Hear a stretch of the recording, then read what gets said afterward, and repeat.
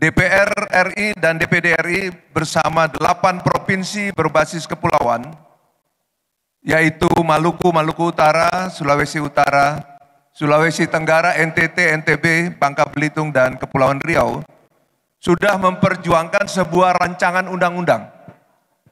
2 periode DPR dengan nama Provinsi Kepulauan. Pindah lagi ke DPD namanya RUU Daerah Kepulauan. Jadi sudah hampir 4 periode Pak Anies.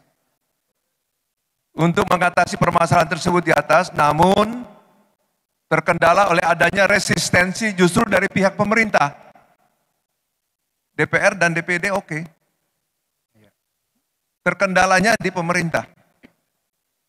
Terbaca bahwa dari 7 kementerian yang diutus oleh Presiden, 4 diantaranya menolak. Bagaimana upaya Bapak mengatasi kesenjangan dalam kehidupan masyarakat, khususnya masyarakat yang berada di daerah kepulauan Serbate tersebut. Karena melalui RUU Daerah Kepulauan yang masih parkir selama hampir 4 periode di prolegnas prioritas.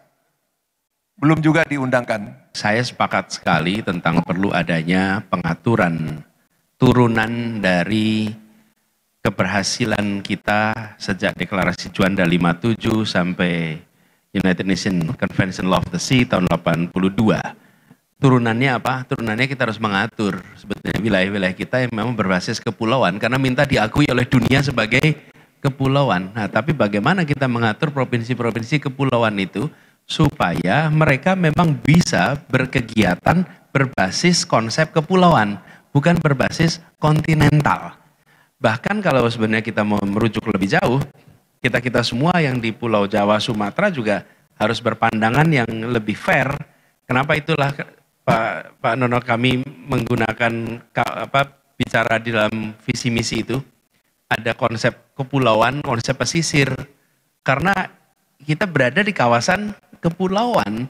Jadi visi misi kami sudah eksplisit mengatakan kita akan mengembangkan kawasan kepulauan dengan konsep kepulauan. Dan apa yang tadi Bapak sampaikan sejalan Pak. Kami ingin agar kawasan kepulauan itu memiliki perlakuan yang berbeda. Kami melihat Maluku Pak. Maluku ini saya bicara ketimpangan Pak kalau boleh saya cerita. Bukan karena saya calon presiden Pak. Saya ini datang ke tempat kepulauan Bapak berasal, Kepulauan Tanimbar. Itu sudah sejak tahun 2010 kami hadir di sana. Mengirimkan guru-guru di pulau-pulau yang tidak ada sinyal telepon, tidak ada listrik, yang kesananya tidak ada orang yang mau bertugas di sana. Kami hadir di tempat-tempat itu dan justru karena pengalaman itu, kami merasakan republik ini tidak bisa diatur dengan cara-cara yang lama, yang konvensional, yang kontinental. Karena yang terjadi ketimpangan yang luar biasa. Jadi kami berbicara tentang ketimpangan, tentang pulau, main island dengan pulau-pulau kecil, itu sebelum kami bertugas di pemerintahan. Dan itulah sebabnya, kalau boleh saya sampaikan, buat kami ini juga satu meneruskan perjuangan Pak. Kalau dulu kita berjuangnya di luar pemerintahan, begitu dapat kewenangan di pemerintahan, ya kita gunakan itu. Lalu saya sudah ilustrasi Pak. Bagaimana bisa kredibel bicara kepulauan? Jakarta itu satu-satunya kota di dunia yang punya kepulauan Pak.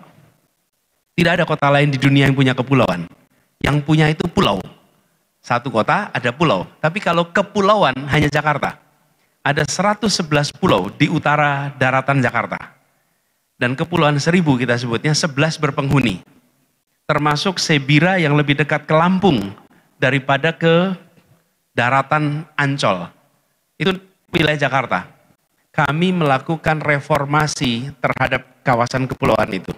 1, pasar induk dibangun di kepulauan. Sehingga warga kepulauan di Pulau Seribu tidak perlu belanja ke pasar induk Kramat Jati, tapi bangun pasar induk di sana. Siapa yang menanggung negara?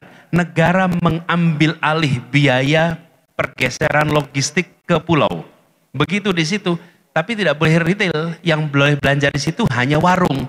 Supaya warung di Kepulauan Seribu tidak mati. Tapi mereka kulakannya tidak perlu lagi ke daratan Jakarta, tapi ke depo pasar induk di sana. Pasar. Yang kedua, mobilitas. Udah jelas kalau di kawasan kepulauan itu memerlukan kapal yang lebih banyak.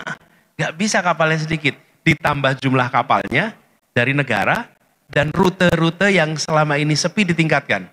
Termasuk yang paling ujung Pulau Sebira. Dulu kalau pakai kapal itu 8 jam sampai 10 jam. Kapal tradisional. Dengan kita bangun pakai kapal dari kami, itu 2 jam sudah sampai ke Pulau Sebira. Dan ketika terjadi itu, ini menarik Pak. Dulu ketika saya ketemu mereka bilang, Pak kami butuh kapal itu supaya cepat. Sesudah jadi, saya datang ke sana lagi, Pak Anies kami butuhnya sekarang ATM Pak. Oke? Menggambarkan peredaran perekonomian, sehingga sekarang butuhnya ATM. Dan by the way, saya menjadi gubernur pertama yang datang ke tempat itu dan menginap di kepulauan yang paling ujung. Nggak pernah disentuh. Kalau ditanya, apakah biaya yang dikeluarkan banyak? Banyak. Tapi negara itu tidak berdagang dengan rakyat. Jadi tidak ada untung dan rugi bagi negara. Nggak ada. Nggak bisa negara rugi kalau kita bikin. Penduduknya cuma sedikit. Negara kok berbisnis dengan rakyat? Tidak. Negara itu berbicara tentang kesetaraan kesempatan. Kesetaraan untuk mendapatkan masa depan yang baik. Itu perapalan negara. Ada tempat kita harus keluarkan biaya lebih banyak, ada tempat kita harus keluarkan biaya lebih sedikit. Di dalam pemerintahan tidak ada besar dan kecil, adanya benar dan salah. Dan itulah yang lalu kita bangun di situ.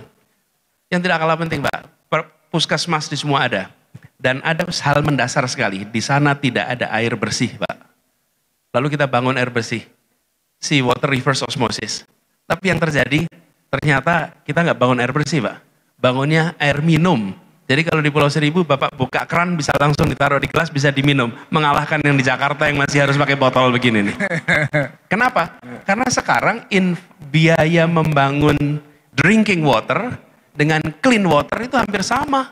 Jadi kenapa kita bangunnya clean water sekaligus saja drinking water. Lalu sewerage system, pembuangan limbah di pulau itu salah satu masalah besar. Karena kalau tidak diurus, nanti laut jadi tempat pembuangan limbah. Seluruh pulau ada sewerage system sekarang. Airnya air minum, sewerage system dibangun, lalu energi, solar panel dibangun di situ. Mereka memiliki listrik yang relatif permanen di tempat-tempat yang tidak punya listrik. Kami kerjakan itu di Kepulauan Seribu untuk mengirimkan pesan bahwa insya Allah kita akan lakukan hal yang sama untuk kepulauan-kepulauan yang ada di seluruh Indonesia.